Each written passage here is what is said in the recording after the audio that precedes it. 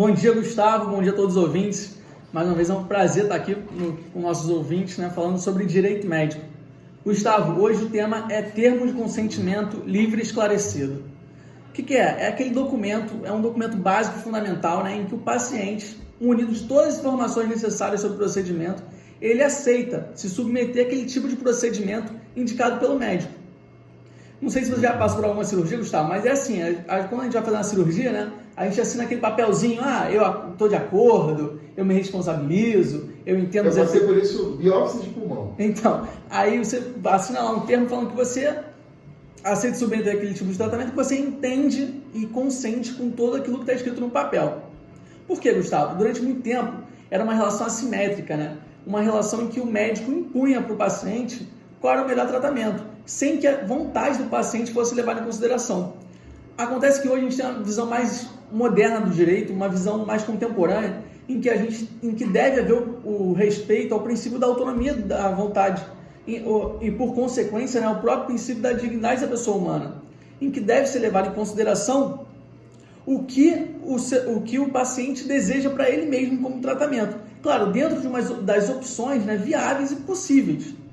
A gente tem que ter a ideia de que todo ser humano adulto e mentalmente capaz tem o direito de consentir com o que será feito no seu próprio corpo. Então, Gustavo, por que ele é livre? O termo é livre. Por quê? Porque ele tem que ser isento, tem que ser imune a qualquer influência, a qualquer vício. Ele não pode ser feito sob pressão, Gustavo. É muito comum que os pacientes eles assinem o termo já de pijama cirúrgico. Já lá no pré-operatório vem uma enfermeira, uma assistente, entrega o termo e a pessoa já indo para a sala de cirurgia faz a assinatura do termo, que isso é risível, chega a ser risível, Gustavo. É óbvio que esse termo ele não pode ser considerado juridicamente válido, porque a pessoa já está tomada de sentimentos, de temores, de medo, de angústia, de apreensão, que influenciam na tomada de decisão naquele momento. Então, o termo de consentimento livre, ele tem que ser levado para casa, ele tem que ser feito uma consulta, o médico entrega, ele pega o termo, leva para casa, volta, tem a oportunidade de tirar todas as dúvidas com o médico, para que todas as informações sejam passadas e para que seja respeitado essa autonomia da vontade do paciente, Gustavo. Por que ele é esclarecido? Porque o paciente, munido dessas informações, ele vai poder confrontar com os valores, com as crenças dele, discutir com seus familiares certos procedimentos, ele vai poder saber de todos os riscos, os benefícios, os efeitos colaterais, tudo que envolve esse procedimento pelo qual ele vai passar. Então é ideal que o termo tenha espaço em brancos para que o paciente possa fazer perguntas, para que o paciente possa ser respondido. É ideal que o paciente compreenda o que vai ser realizado em linhas gerais. O objetivo não é ter termos técnicos, por exemplo. Tem que ser uma linguagem clara, uma linguagem precisa, objetiva, uma linguagem acessível, para que o paciente possa, de fato, entender pelo procedimento que ele vai estar passando.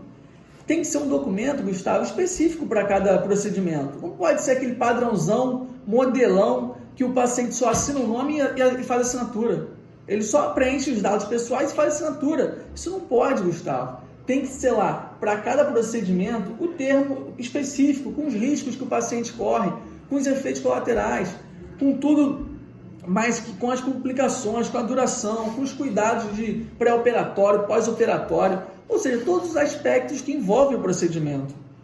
Gustavo, esse é um direito que também consta lá no Código de Defesa do Consumidor. O consumidor, e na Constituição Federal, o consumidor tem direito à informação adequada e clara sobre os diferentes produtos e serviços com a especificação correta de quantidade, características, composição, qualidade e preço. Ou seja, por ser um procedimento que é regido pelo Código de Defesa do Consumidor, o paciente deve estar munido de todas as informações, Gustavo. Esse é o ideal e é o que deve ser feito e deve ser observado pelo médico, porque muitos médicos não provocam um erro médico propriamente dito, mas podem ser processados só pelo vício no termo de consentimento. Tal fundamental importância que esse documento possui. Ou seja, o médico não errou, teoricamente, não errou em stricto sensu, que a gente fala, mas errou ao não fazer um termo de consentimento válido que maculou a vontade do paciente.